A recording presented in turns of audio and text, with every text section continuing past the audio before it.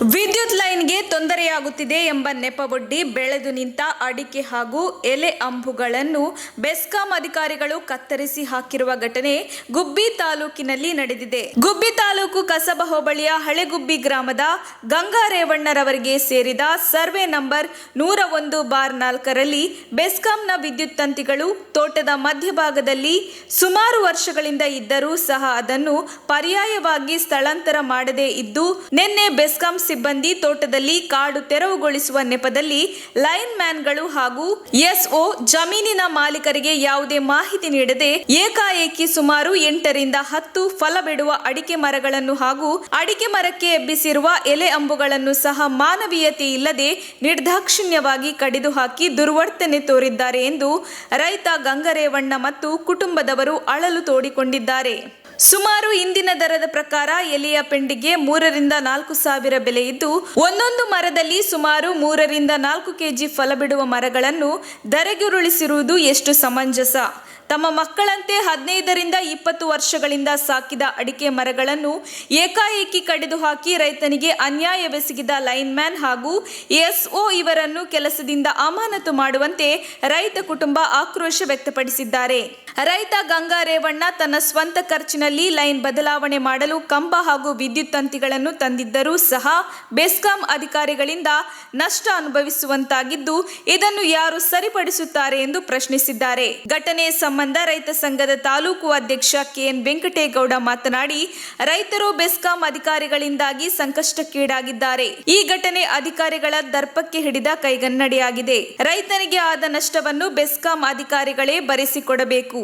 AEE ರವರಿಗೆ ಸರಿಯಾದ ಮಾಹಿತಿ ತಿಳಿಯದ ಕಾರಣ ತಪ್ಪಿತಸ್ಥ ಅಧಿಕಾರಿಗಳನ್ನು ವಜಾಗೊಳಿಸಬೇಕು.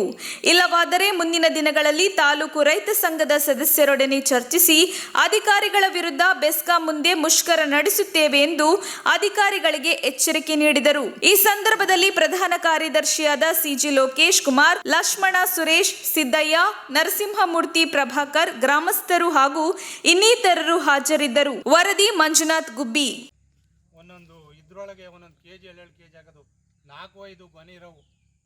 ಅದು ಏನು ಅದು ಹಿಂಗೆ ಈಗ ಇವ್ರು ವಯಸ್ಸಾಗ್ದಲೆ ಹೆಂಗೆ ಕಡಿತಾರೋ ಹಂಗೆ ಕಡ್ದ್ಬಿಟ್ಟವ್ರು ಇವರು. ನನಗೆ ನೋವಾಗ್ತಾ ಇತ್ತು ಅವ್ರು ಕಡಿಯೋದು ನೋಡಿ.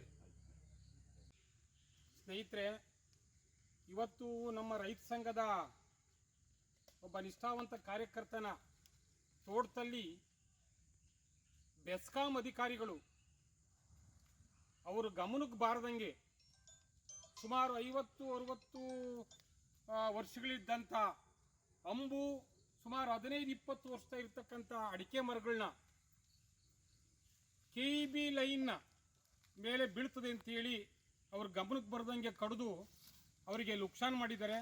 ಇದನ್ನು ನಮ್ಮ ತಾಲೂಕು ರೈತ ಸಂಘ ಇದನ್ನು ಖಂಡಿಸ್ತದೆ. ಆ ರೈತನಿಗೆ ವಿಷಯವನ್ನೇ ತಿಳಿದಲೆ ಸಿಬ್ಬಂದಿ ಕರ್ಕೊಂಬಂದು ಅಡಿಕೆ ಅಂಬನ್ನು ಕೀಳ್ಸಾಕಿರೋಂಥದ್ದು ಖಂಡನೀಯ. ಬೇರೆ ಅಡಿಕೆ ಮತ್ತು ಎಲೆ ಅಂಬು ಇರಲಿ, ಅವ್ರ ಮಳೆಗೆ ಬೆಲೆ ಬಾಳೋಂಥ ವಸ್ತುಗಳಿದ್ದಾವೆ, ಒಡವೆಗಳಿದ್ದಾವೆ, ಭಾಳ ಈಗ ರೈತರ ದಾಸ್ತಾನುಗಳಿರ್ತವೆ. ಅವೆಲ್ಲ ಕಳ್ತನ ಆದರೆ ಜವಾಬ್ದಾರಿ ಯಾರು? ಇವ್ರನ್ನೇ ನೇರ ಹೊಣೆ ಮಾಡ್ಬೇಕು. ಇವ್ರನ್ನೇ ನೇರ ಹೊಣೆ ಮಾಡಿ ಇವತ್ತು ಏನೇ ನಮ್ಮ ಮನೆ ಒಳಗೆ ನುಕ್ಸಾನ ಆಗಲಿ, ನಮ್ಮ ತೋಟದಲ್ಲಿ ಕಳ್ತನ ಆಗಲಿ, ಇವ್ರನ್ನೇ ನೇರ ಹೊಣೆ ಮಾಡಬೇಕು ಅಂತ ಈ ಸಂದರ್ಭದಲ್ಲಿ ನಮ್ಮ ತಾಲೂಕು ರೈತ ಸಂಘ ಒತ್ತಾಯ ಮಾಡ್ತದೆ. ನೋಡಿ, ಇದು 4 ಕೆಜಿ ಅವನಿಗೆ ಮರ ಕಡ್ದಿರೋಂಥ ಇಲಾಖೆಯವರಿಗೆ ಅವ್ರಿಗೆ ಶಿಕ್ಷೆ ಆಗಬೇಕು. ಮತ್ತೆ ಇಲ್ಲಿ ಅವ್ರ ಮುಖ ನೋಡಕ್ಕೆ ನಾವು ಇಷ್ಟಪಡೋದಿಲ್ಲ. ನಮ್ಮ ತಾಲೂಕಿನಿಂದ ಬೇರೆ ಕಡೆಗೆ ಎತ್ತಂಗಡಿ ಆಗಬೇಕು. ಸಂಬಂಧಪಟ್ಟ ಲೈನ್ ಮೇನು ಇದ್ರ ಹೊರೆಯನ್ನು ಒತ್ತಬೇಕು. ಅದಕ್ಕಿಂತ ಮೇಲ್ಪಟ್ಟು ಅವ್ರಿಗೆ ಆದೇಶ ಮಾಡಿ ಕೊಟ್ಟಂತ ಈ ನಮ್ಮ ಕಸ್ಬಾ ಸೆಕ್ಷನ್ ಆಫೀಸರ್ ಏನಿದ್ದಾರೆ, ಆ SO ಅವನ್ನ ರಾಜೇಶನ್ನ ಎತ್ತಂಗಡಿ ಮಾಡಬೇಕು. ಹುಡುಗಾಟಿಕೆ ಒಳಗೆ ರೈತರ ಜೊತೆ ಚಲ್ಲಾಟ ಆಡೋದು ಒಳ್ಳೆ ಬೆಳವಣಿಗೆ ಅಲ್ಲ.